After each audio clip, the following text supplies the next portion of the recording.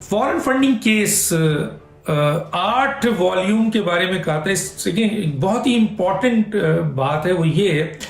कि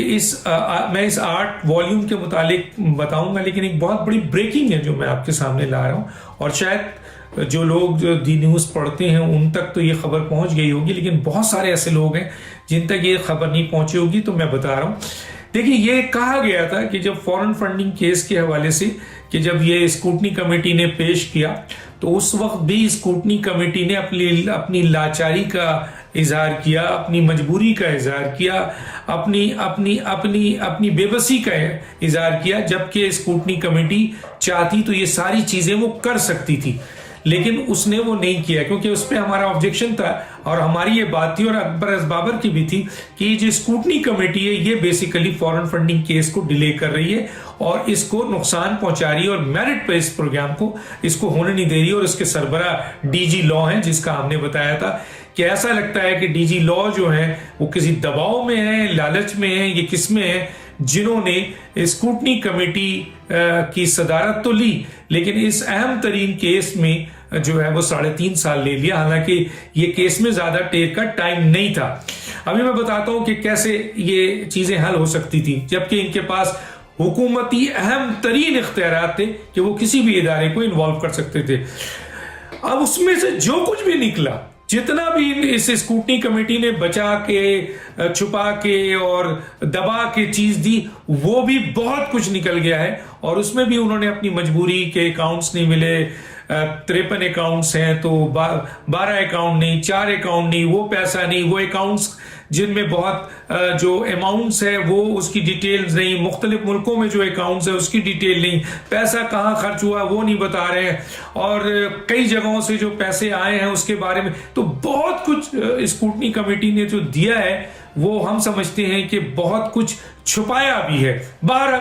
जो कुछ भी आ गया है उसे ये कहा जा रहा है कि ये भी बहुत है। पीटीआई के बैन होने पर इमरान खान, असद कैसर, आरिफ अलवी और उनके साथ आमिर कियानी और आपके सैफुल्ला, आपके जो उनके न्याजी हैं, इन जैसे लोगों को जेल के अंदर जाने के लिए ये मवाद भी बहुत है। और अब स्क्रूटनी कमेटी, अब ये जो आया है फाइंडिंग, फैक्ट्स एंड फाइंडिंग, इसके ऊपर अब इलेक्शन कमीशन जो है वो अपनी कार्रवाई कर रहा है। और उस वक्त भी अकबर बाबर साहब ने और हमने कहा था कि ये जो कुछ भी आया है,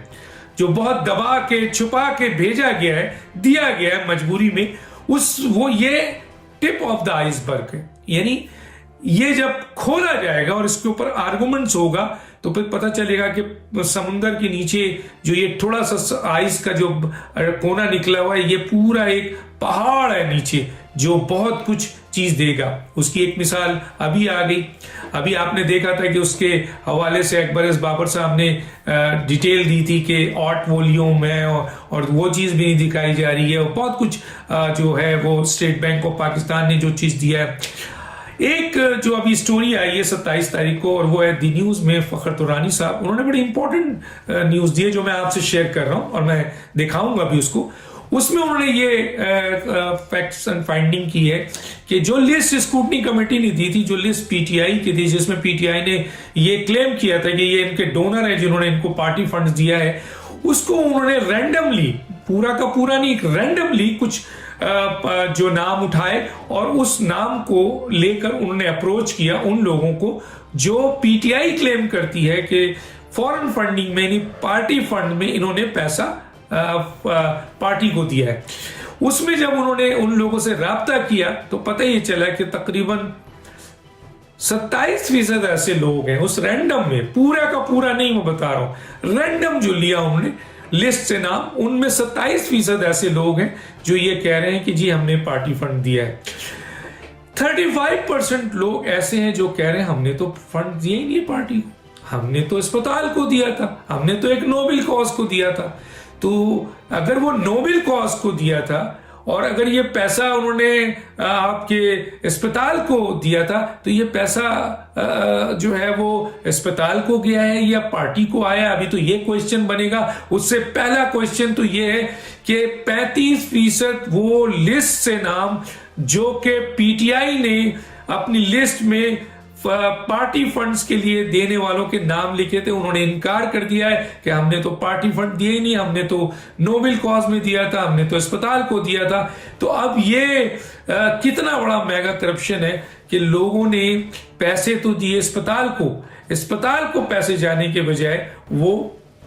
पार्टी को डाइवर्ट कर दिया गया। तो ये तो बहुत बड़ा क्राइम है, बहुत क्रिमिनल ये जो है ऑफेंस है, ये तो बहुत बड़ा क्राइम किया है इमरान खान ने। जाहिर है उनकी मर्जी से तो हो नहीं सकता, उनके मर्जी के बगैर तो हो नहीं सकता, क्योंकि वो पार्टी के चेयरमैन है। तो अब एक नई चीज जो सामने आई और ये बहुत बड़ी चीज है, जहां मैंने कहा कि जी आहिस्ता आहिस्ता, और अकबर एस बाबर भी कह रहे हैं कि बहुत बड़ी बड़ी चीजें भी सामने आएंगी। तो ये एक और बड़ी चीज आ गई और ये स्टोरी मौजूद है, ये मैं आपको दे रहा हूं। 27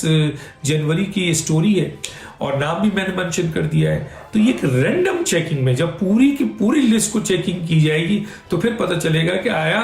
वो तमाम डोनर्स जिन्होंने पैसे दिए थे वो इन तक पहुंचे हैं या नहीं पहुंचे। देखिए, मैं एक डॉक्टर की हैसियत से अपना, मैं नाम ले रहा हूं, अमेरिका में अपना एक अमेरिकन एसोसिएशन है पाकिस्तान की, पाकिस्तानी डॉक्टर्स की, और एक एसएमसीआर है। वहां जो चंद डॉक्टर्स थे जो पीटीआई के बड़े ओहदेदार थे और बड़ा फंड्स उन्होंने रेज किया था, उन्होंने ये कहा था, उन्होंने भी ये क्लेम किया था बहुत पहले, और उन्होंने ईमेल्स भी है इमरान खान को की थी। उन्होंने हमें भी बताया था कि हमने बहुत फंड्स दिया है पार्टी को और आपके इमरान खान साहब को, लेकिन उसके बारे में हमें बताया नहीं जाता है कि वो पैसा कहाँ है। इसी तरह कुछ लोगों का ये ख्याल था कि हमने बहुत फंड दिया है उन डॉक्टर्स का, हॉस्पिटल को दिया है हमने पार्टी को फंड नहीं दिया है। लेकिन इमरान खान बताते ही नहीं है कि जी वो पैसा हमारा कहां इस्तेमाल हुआ। तो इसका मतलब ये है कि अब वो जो बातें थी जो हमसे की गई उन डॉक्टर्स ने जो बहुत उस वक्त फंड रेजिंग कर रहे थे, वो बातें आज फखर दुरानी साहब साबित कर रहे हैं। और उन्होंने उन लिस्ट से जो कि पीटीआई ने दी, स्क्रूटनी कमेटी ने जिसको एस्टेब्लिश किया, उसमें से रैंडम जो है वो एक लिस्ट से कुछ लोगों का नाम उन्होंने लिया और उसको जब अप्रोच किया तो पता ये चला कि 27% कह रहे हैं कि जी हमने पार्टी को फंड दिया है, 35% कह रहे हैं कि हमने पार्टी को फंड नहीं दिया है। तो ये पार्टी लिस्ट में कैसे नाम आ गया? तो गोया बाहर की जो आपके फारूक मिर्जा हैं जिन्होंने इन्वेस्टिगेट किया था, उन्होंने भी ये कहा था कि बहुत सारे फेक नाम हैं जो नाम से यहां पाकिस्तान में ये शो कर रहे हैं कि इन्होंने इनको फंड्स दिया है। तो गोया एक तो फेक नाम है, एक तो है ही नहीं नाम, और दूसरा आज साबित हुआ कि जिन लोगों ने, जो डोनर्स थे हॉस्पिटल के, एक नोबेल कॉज के, उन डोनर्स का नाम भी यहां दाखिल कर दिया गया है कि यहां से हमें फंड्स मिले हैं, हालांकि वो कह रहे हैं हमने तो पार्टी फंड्स दिए नहीं है। तो क्या इसके ऊपर ये एक बहुत बड़ा क्राइम नहीं है? ये बहुत बड़ा क्राइम है। तो अब इसके ऊपर भी आर्गुमेंट्स होना चाहिए और नई नई बातें अभी सामने आएंगी। और एक और मुतालबा अब सामने आता है कि जो डोनेशन हॉस्पिटल्स को जहां जहां से भी दी गई है उसकी एक ऑडिट होनी चाहिए। वो ऑडिट नहीं जो इमरान खान साहब ने पार्टी फॉरेन फंडिंग केस में ऐसे ऑडिटर हायर किए जो कि जिन्होंने चीज़ों को जिस तरह मसलन छुपाया और जिस तरीके से इमरान खान ने कहा उस तरीके से पेश कर दिया। तो ऐसा लगता है कि जी इस नोबेल कॉज में शौकत खानम के हवाले से एक न्यूट्रल, बल्कि ऑडिटर जनरल ऑफ पाकिस्तान एक टीम जो है वो नॉमिनेट करे, जो जाके उसकी भी ऑडिट करे कि आया जिन लोगों ने अस्पताल को फंड दिया वो पैसे कहां चले गए। ये हम बहुत अरसे से कह रहे हैं कि वहां पे भी जो पैसे गए हैं, लोगों का कहना है कि वो पैसे भी वहां नहीं पहुंचे, उसकी डिटेल उनको नहीं बताई गई। आज वो चीजें साबित भी हो रही हैं। तो गोया अब एक शौकत खानम के लिए भी ऑडिटर जनरल ऑफ पाकिस्तान के ज़ेरे सरपरस्ती या कोई बहुत नामी गिरामी ऑडिटर फर्म के जरिए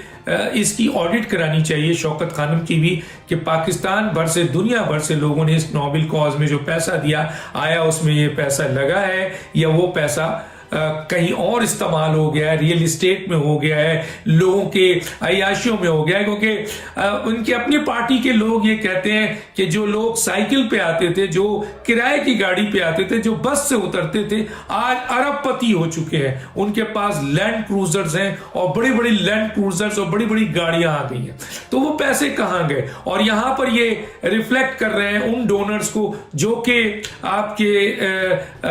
शौकत खानम के हैं, उसको यहां पर पार्टी फंड के लिए डोनर वो करते हैं 35% कहते हैं हम नहीं। मुझे उम्मीद है कुछ लोग और फखर साहब या इंशाल्लाह हम इस जो लिस्ट है इसमें से मजीद लोगों को अप्रोच करेंगे और उनसे ये मालूम करेंगे जो रह गए हैं कि आया आपने भी पार्टी फंड दिया है या आपने अस्पताल को एक अच्छे कॉज को डोनेट किया था, पैसा दिया था, वो पैसा जो है वो भी आपको आपका जो है वो आपने पार्टी को फंड दिया था या अस्पताल को दिया था। तो पता चल जाएगा टोटल लिस्ट में से, जो बहुत बड़ी लिस्ट है, जिससे में ये कहा गया है कि इसमें फेक नाम दिए हैं। और अब तो ये बात भी साबित हो गई है कि वो अस्पताल के डोनर थे, वो पार्टी फंड के डोनर थे नहीं थे, जो इन्होंने उनका नाम यहाँ इस्तेमाल किया है। तो मजीद इन्वेस्टिगेशन से पता चलेगा कि और कितने ऐसे लोग हैं जो कि पार्टी लिस्ट में, पार्टी फंड के लिहाज से लिस्ट में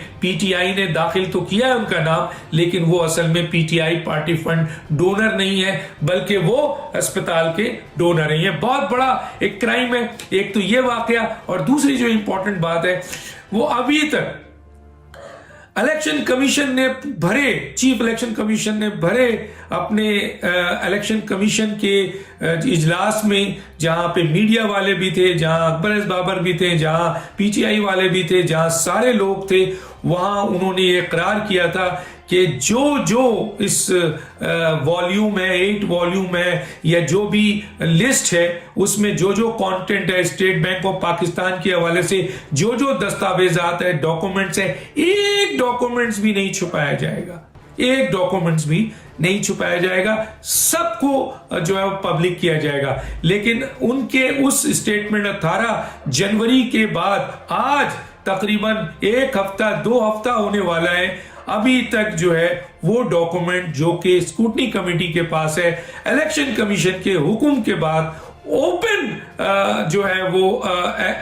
एग्री करने के बाद, अप्रूव करने के बावजूद आपके स्क्रूटनी कमेटी नहीं दे रही है उन लोगों को जिनको ये मिलना चाहिए। अकबर बाबर साहब ने इस सिलसिले में रिटर्न भी दिया है, दूसरे लोगों ने भी रिटर्न दिया है, लेकिन अभी तक जो है वो स्क्रूटनी कमेटी नहीं दे रही। और हम पहले भी बता चुके हैं कि स्क्रूटनी कमेटी में जो डीजी लॉ है वो एक बहुत बड़ा फैक्टर्स है,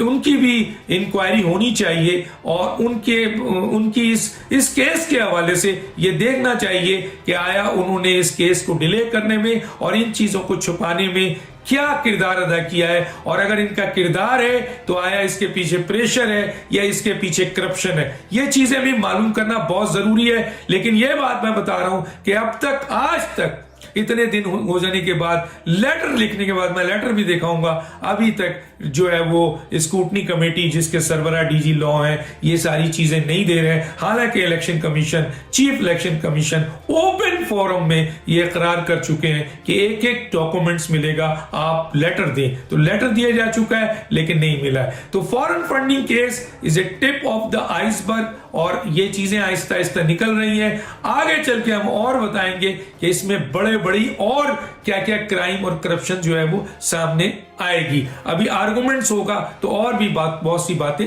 खुलेंगी। YouTube पर गूगली न्यूज देखने के लिए youtube.com की सर्च बार में गूगली न्यूज टीवी टाइप करें। गूगली न्यूज के पेज पर सुर्ख रंग के सब्सक्रिप्शन वाले बटन पर क्लिक करना ना भूलिए। YouTube पेज पर अपलोड होने वाली वीडियोस से बाखबर रहने के लिए बेल आइकन पर क्लिक कीजिए। आपको हर नई वीडियो के बारे में नोटिफिकेशन मौसूल हो जाएगा।